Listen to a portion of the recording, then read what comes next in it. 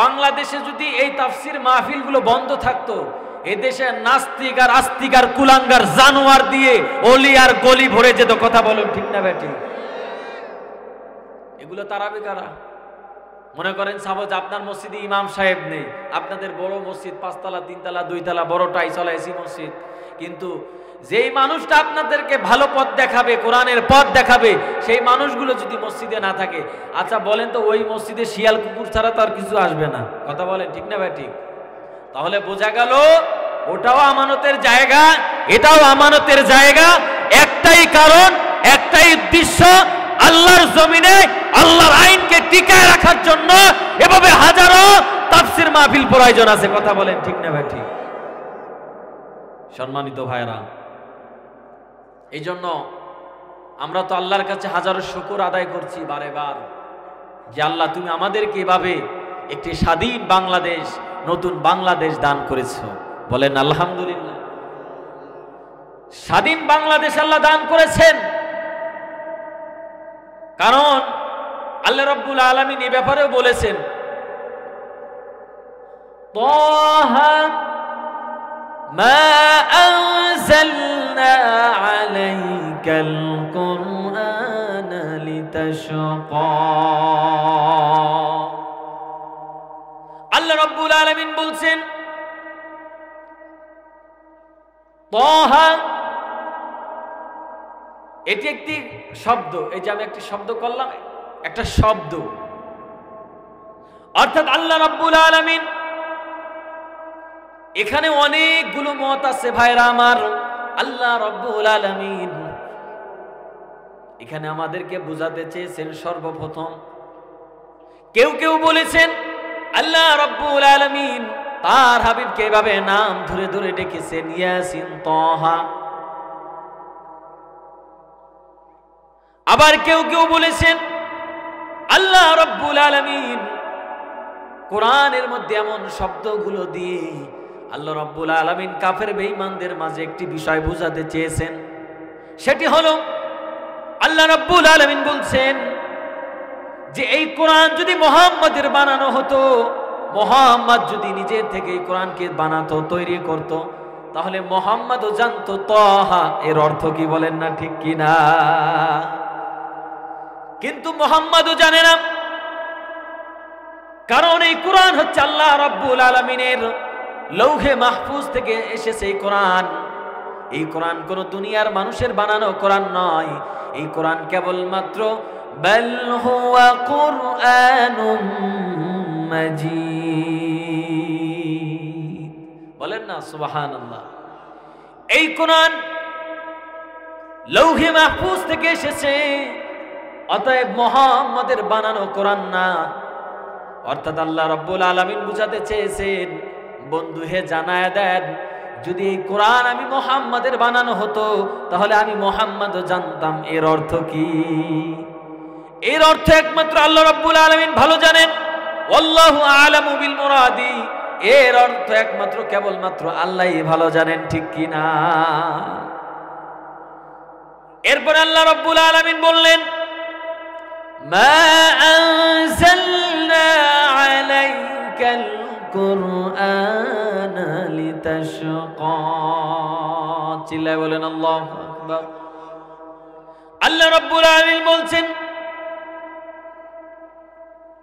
আমি এই কোরআনকে এই জন্যই অবতীর্ণ করি নাই, আমি আমার এই কোরআনকে এই জন্য নাজিল করি নাই।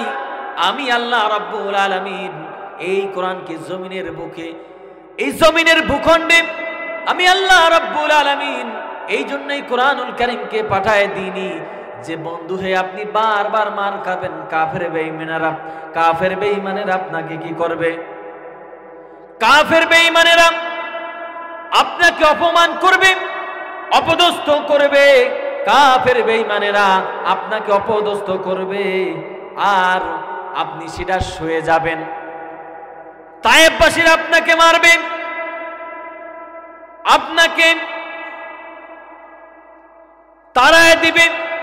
আমি আল্লাহ রাব্বুল আলামিন এই কারণে অবতীর্ণ করিনি। তবে অবতীর্ণ কেন করলেন? আল্লাহ নিজে বলছেন যে বন্ধু হে আমি কোরআনকে এই জন্যই অবতীর্ণ করেছি, মাঝে মাঝে কষ্ট আসবে, মানুষ তুচ্ছ তাচ্ছিল্য করবে, কিন্তু দিন শেষে আমি রব্বুল আলামিন আপনার দিনকে আপনার কোরআনকে বিজয় দান করব।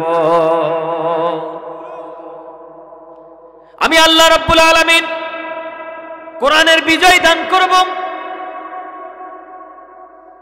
এই কোরআন শুধু পানি পড়ে ফু দিলেই হবে না, আয়াতুল কুরসি পড়ে কলিজার মাঝখানে ফু দিলেই হবে না, আয়াতুল কুরসি পড়েও তার অর্থ জেনে তার বাস্তবতাও জারি করতে হবে, ঠিক কিনা? কোরআন শুধু নামাজে তিলাওয়াত করলে হবে না, নামাজ শেষে কোরআনের আয়াতগুলো ব্যাখ্যা করে জানায় দেওয়া, সেটা তাতে জালেম খুশি হোক চাই অখুশি হোক, কথা বলেন ঠিক না বেঠিক?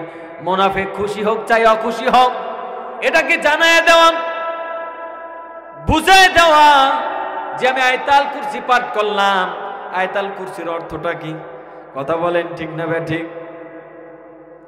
সম্মানিত বন্ধুগণ, ভাইয়েরা আমার, এই জন্য আল্লাহ রাব্বুল আলামিন এই কোরআনুল কারীমকে আল্লাহ দিলেন আমাদের সমাজ ব্যবস্থার জন্য, আমাদের উন্নয়নের জন্য, আমাদের পরিবারকে সুন্দর করার জন্য, কথা বলেন ঠিক না বেঠিক? সম্মানিত বন্ধুগণ, ভাইয়েরা আমার, এই কোরআন যদি আপনি বাংলার জমিনে কায়েম করতে চান, দেখেন না একটু তাকায়া, এই কোরআনের আইন জারি করার জন্য, আল্লাহর জমিনে আল্লাহর বিধান কায়েম করার জন্য যারা রক্ত দিয়েছে, যারা মার খেয়েছে, বলেন তো এই আয়াতের সাথে আল্লাহর কথা মিল আছে কিনা যে দিন শেষে আমি আল্লাহ রব্বুল আলামিন বিজয় দান করব? আপনি একটু তাকায় দেখেন, ইতিপূর্বে বাংলার জমিনে হাজার হাজার আলেমেরা অত্যাচারিত হয়েছে, জালেমের কারাগুন্ডে তারা পচে পচে গলিত হয়েছে, কথা বলেন ঠিক কিনা? আল্লাহ রাব্বুল আলামিন যে কথা বন্ধুকে বলেছিলেন, বন্ধু হে শুধু মার খাওয়ার জন্য এই কোরআন নাজিল করেনি, দেখেন না একটু কত সুন্দর কথা, যে কোরআনের আয়াতের সাথে বাস্তবতা মিল আছে কিনা একটু দেখেন না তাকা, আল্লাহ রাব্বুল আলামিন দিন শেষে বিজয় দান করেছেন কিনা? কুলাঙ্গার পালাইতে বাধ্য হয়েছে কি হয়নি, কথা বলেন? কুলাঙ্গার পালাইতে বাধ্য হয়েছে কিনা? আর এই কুলাঙ্গারের কিছু চেলাপলা এখনো আছে, কথা বলেন ঠিক না বেঠিক? চিন্তা করে বুবুজান এখনো কখন আসবে, কথা বলেন না কেন? এখানে রাজনীতির কথা বলতে আসেনি, খেয়াল করে শুনবেন কি বুঝাতে চাই। জালেম তো জালেম, কোরআনের ভাষায় জালেম, জালেমকে জালেম বলতে হবে, জালেমকে কুলাঙ্গার বলতে হবে, এটাই আমাদের নৈতিক দায়িত্ব, কথা বলো ঠিক না বেঠিক? এই জন্য ভাইরা আমার, মানুষ ঘুমাতে পারে নাই, কথা বলেন না কেন? আমরা কি হাসিনার গদিতে আগুন দিছিলাম, কথা বলেন না কেন? এই যে ইউনিয়ন থানায় যারা আমাদেরকে অত্যাচারিত করেছে, আমরা তাদেরকে খারাপ বলছি না, তবে যারা সত্যিকার অর্থে কোরআনের জেনে শুনে যারা বাধা দিয়েছিল, ওদের মতো উলাইকা কাল আনআম বাল হুম আদাল, ওদের মতো চতুষ্পদ জানোয়ার পৃথিবীতে আর কেউ হতে পারে না, চিল্লায় বলো ঠিক কিনা? আর এই জানোয়ারের দলেরা, এদের এই ভাষা ছাড়া শোভা পায় না, এরা এখনো বসে আছে বুবুজানকে দেশে নিয়ে আসার জন্য, কথা বলেন ঠিক না বেঠিক? যদি ভুল হয় ধরায় দিবেন, এখনো আশা পেতে বসে আছে। এদের ব্রেন এত পরিমাণ নষ্ট হয়েছে যে এখনো হাসিনার সব কিছু জানা সত্ত্বেও এরা এখনো বসে আছে আমার আম্মা জান আসবে, কথা বলেন ঠিক না বেঠিক? এখনো বসে আছে। আমি তাদের উদ্দেশ্যে বলবো, ভাই এত কিছু দেখার পরেও যদি হাসিনারে জালেম মনে না হয়, তা তুমিও তোমার মতো চতুষ্পদ জানোয়ার পৃথিবীতে আর কেউ হতে পারে না, চিল্লায় বলো ঠিক কিনা? এখনো যারা এমনটি ভাবছো, আমি তোমার আপন ভাই, তবে কোরআনের ভাষায় আমাকে ব্যক্ত করতে হবে, ঠিক কিনা? কোরআন কাউকে ছাড় দেয় না, বাপকেও কোরআন ছাড় দেয় না।